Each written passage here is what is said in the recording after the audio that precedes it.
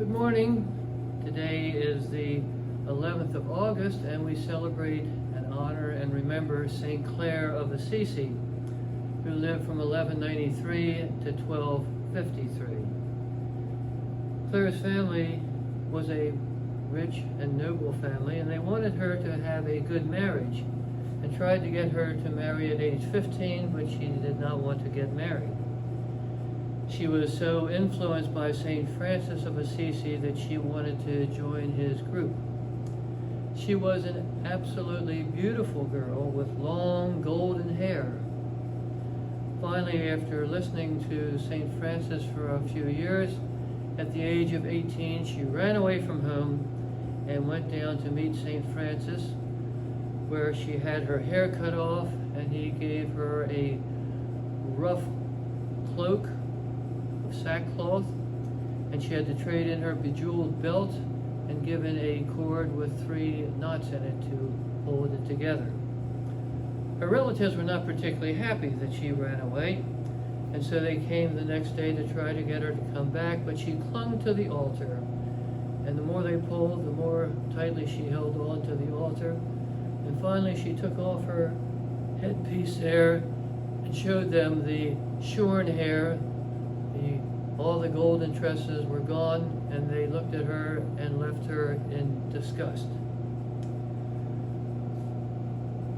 Like her mentor and spiritual director, Clare took seriously the words of Jesus about poverty.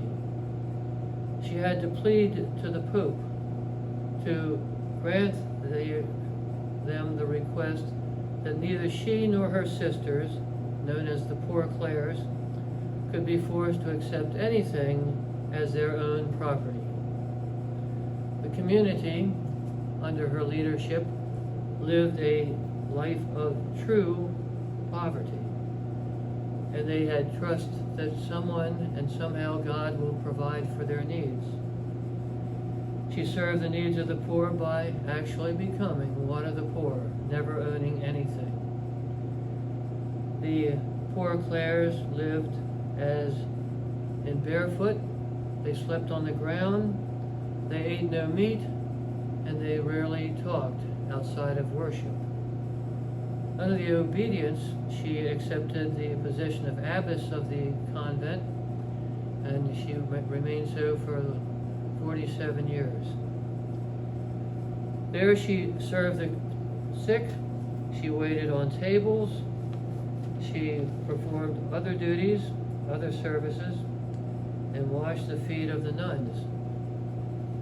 And she was sick, had a serious illness for the last 27 years of her life, and nevertheless she kept on doing everything she could to be a good abbess and a good Franciscan, second order. There's a well-known story that when the Turkish Muslims were ready to attack the convent, she placed the Blessed Sacrament on the walls of the convent, and when the Muslims saw that, they ran away, they fled. Today we honor St. Clare as the patron saint of television, because back on February the 14th in the year 1252, she wasn't able to get to church. She was sick in bed, and so somehow it was televised to her without television on the wall, so she was able to see the Mass by that special grace from God. And hence, a mystical television was given to St. Clare. Popes, cardinals, bishops, they all came to see Clare to consult her because she never would leave the convent. She was also, by the way, a wonderful prayer, and when she would come out of the chapel, so intense was her experience that her face was shining, and the people were dazzled by the glow that they saw when they saw St. Clare after spending some time in prayer. Perhaps the great lesson of her life is the virtue of fortitude. We need fortitude to go against the vanity of this world. We need fortitude to go against peer pressure.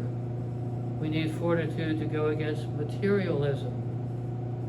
So let us pray that perhaps St. Clare will share with us some of her fortitude so that we can resist the temptation and the lures of this earthly society so as to be better members of the spiritual society of Jesus Christ.